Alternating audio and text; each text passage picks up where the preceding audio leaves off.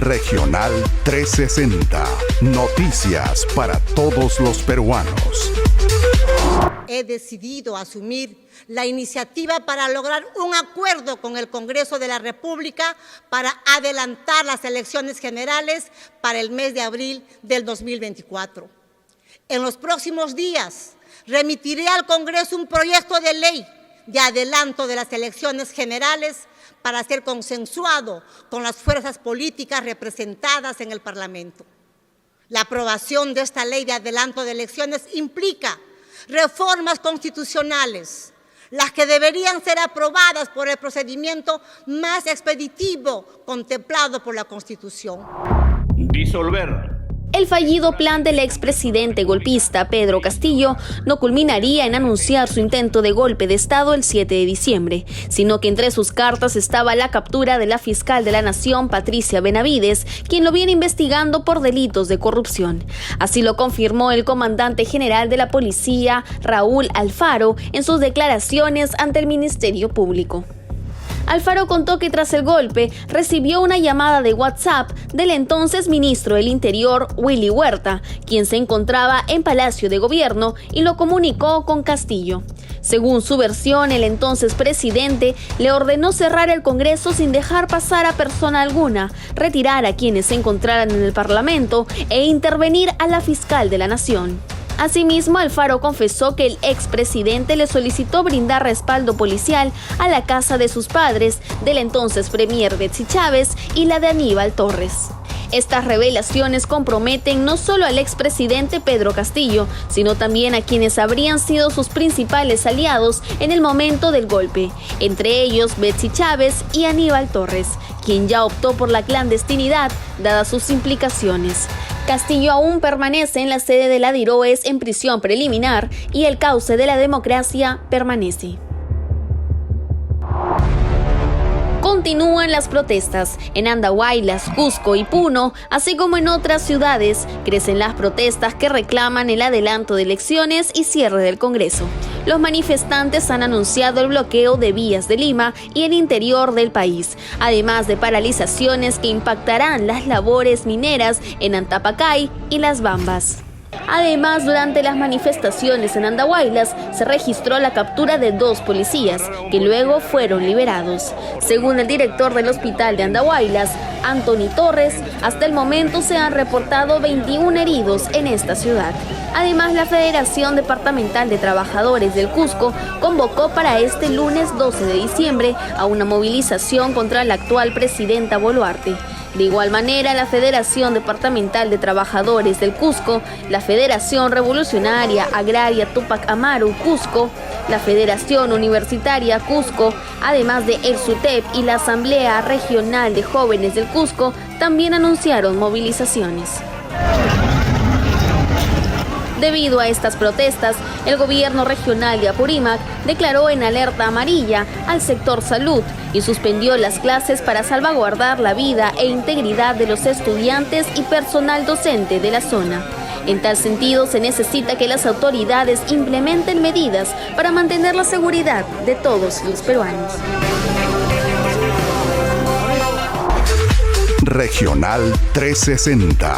Noticias para todos los peruanos.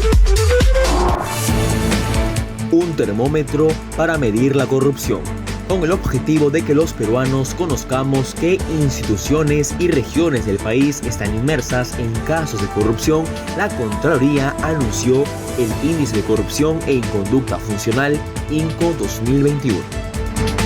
Un indicador el cual su base de datos y hallazgos están respaldados por instituciones como la Autoridad Nacional de Servicio Civil, Servir, el Ministerio de Economía y Finanzas y el organismo supervisor de las contrataciones del Estado.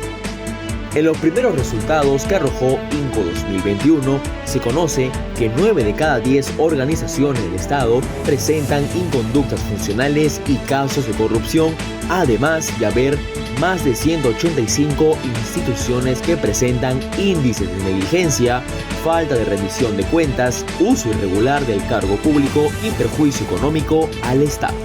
Asimismo, Contraloría asegura que son los sectores de trabajo, salud, economía e interior que alcanzan los niveles altos y muy altos respecto al INCO 2021, así como las regiones Maynas en Loreto, Callao, Piura, Tacna y Arequipa, que figuran en dicho índice de corrupción e inconducta funcional.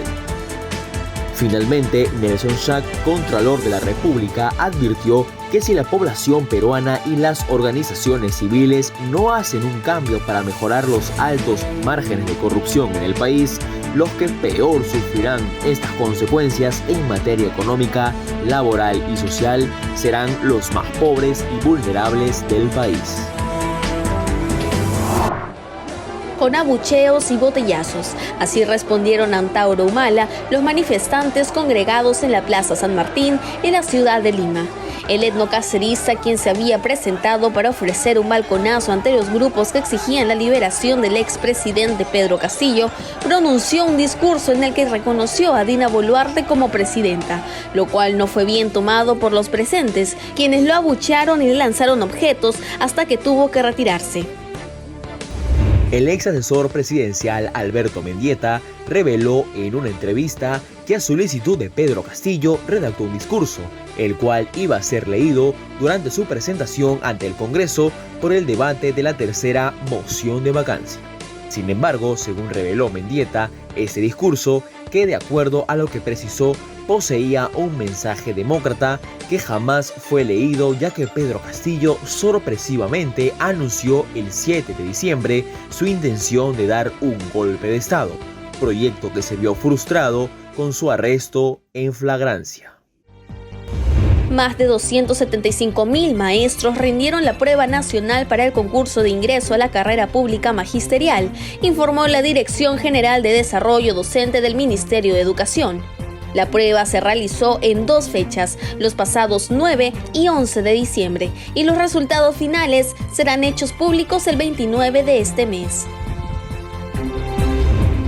El Ministerio de Salud no cuenta con un plan ante la quinta ola de COVID-19, la cual fue confirmada por la ex ministra de Salud, Kelly Portalatino, a inicios de este mes. Así lo alertó Raúl Urquizo, decano del Colegio Médico del Perú. En ese sentido, el doctor criticó el lento avance de la vacunación en la actualidad, así como el cierre de vacunatorios en puntos que hoy se han vuelto críticos ante los crecientes casos de esta enfermedad. La noticia que importa en tu región desde Lima y todos los rincones del país. Regional 360. Estamos con el abogado internacionalista Gataz Abu Gataz. Doctor, bienvenido a R360. Muchas gracias. Este pedido, esta solicitud de asilo se ha reiterado a través de un documento que emite la defensa del expresidente. ¿Esto es posible? ¿Esta figura podría darse? Sí, en realidad, incluso el presidente de México, Andrés Manuel López Obrador, ha señalado que él estaría dispuesto a otorgar el asilo.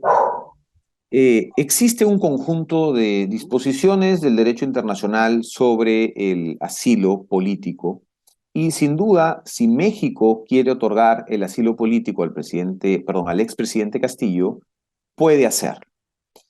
El tema es que por más que México le otorgue el asilo político, en tanto el señor Castillo no se encuentre en un lugar sometido a la jurisdicción mexicana, es decir, por ejemplo, la Embajada de México, la Casa del Embajador de México, una aeronave militar de México, un buque militar de México, no se va a poder hacer efectivo ese asilo.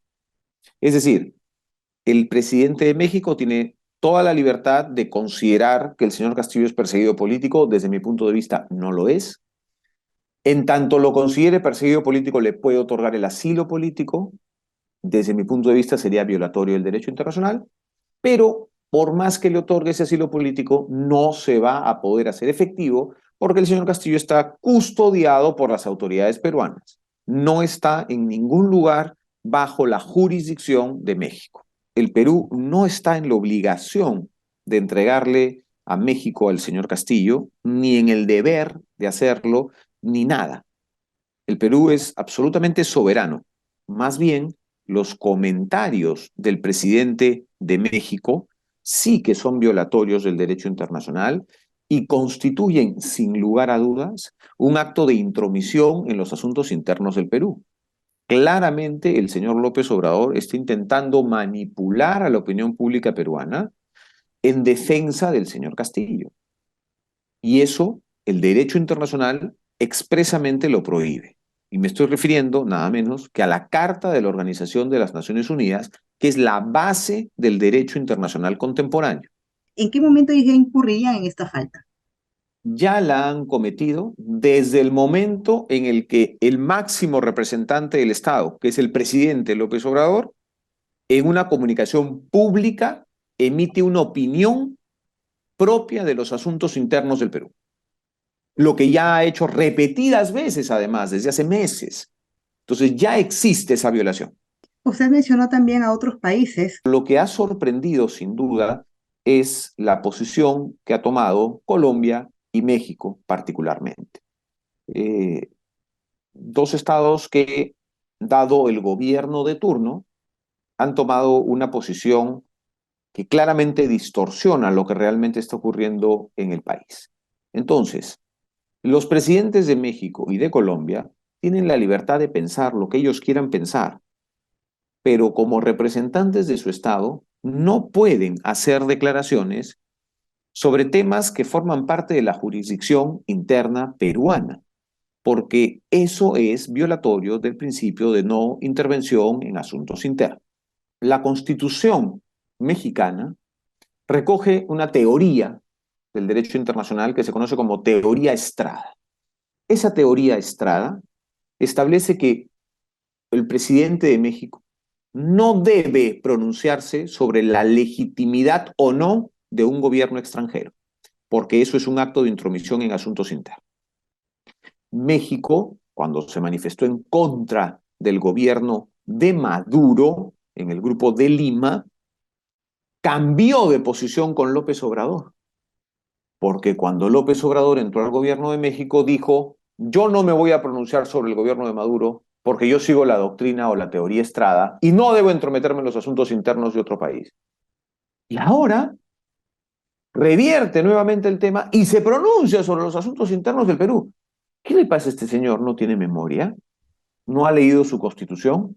Es increíble lo que este señor está dispuesto a hacer por sus amigos. Todavía hay mucho escenario más por analizar. Agradecemos, doctora Bugatas, que haya estado ahora con nosotros en Entrevista 360. Muchísimas gracias. Muchas gracias a ustedes y esperemos que el presidente Castillo no ingrese a ningún espacio bajo jurisdicción mexicana, porque ya sabemos lo que va a pasar. El primer gabinete de ministros de la nueva presidenta de la República, Dina Boluarte, juramentó este sábado 9 de diciembre a horas de la tarde. Personajes más orientados hacia el centro político y un gabinete mucho más dado a la paridad lo diferencia del primero del expresidente Pedro Castillo. Uno de los sucesos más resaltantes fue la inclusión de la premisa sin cometer actos de corrupción en la juramentación de cada ministro. Sin embargo, aún se desconocen los titulares de dos carteras, las de trabajo y la de transportes. El gabinete está encabezado por Pedro Angulo Arana, abogado doctor en Derecho, exdecano del Colegio de Abogados de Lima, quien además presenta experiencia como fiscal superior titular en el Ministerio Público. Sin embargo, su experiencia política radica solamente en su candidatura presidencial con el partido Contigo, ex Peruanos por el Cambio, PPK. En la cartera de Relaciones Exteriores se encuentra la abogada Ana Gervasi Díaz, quien se desempeñó desde marzo del 2022 como viceministra de Comercio Exterior. Además, fue miembro del equipo negociador peruano en el Tratado de Libre Comercio con los Estados Unidos de América. El Ministerio de Defensa lo conducirá el abogado Luis Otárola Peñaranda, quien fue ministro de Defensa entre diciembre de 2011 y mayo del 2012, durante el gobierno de Ollanta Humala. En la cartera de Economía y Finanzas juramentó el ingeniero económico Alex Contreras Miranda, quien se desempeñó como viceministro de Economía desde agosto del 2021 y laboró en el Banco Central de Reserva del Perú entre los años 2007 y 2019. En el Ministerio del Interior juramentó el excomandante general de la Policía Nacional del Perú, César Augusto Cervantes. Hasta el momento son ellos quienes acompañarán en su gestión a la presidenta Dina Boluarte. Sin embargo, aún queda el suspenso sobre las designaciones en las importantes carteras de trabajo y transporte y comunicaciones. La población aguarda. Regional 360. Noticias para todos los peruanos.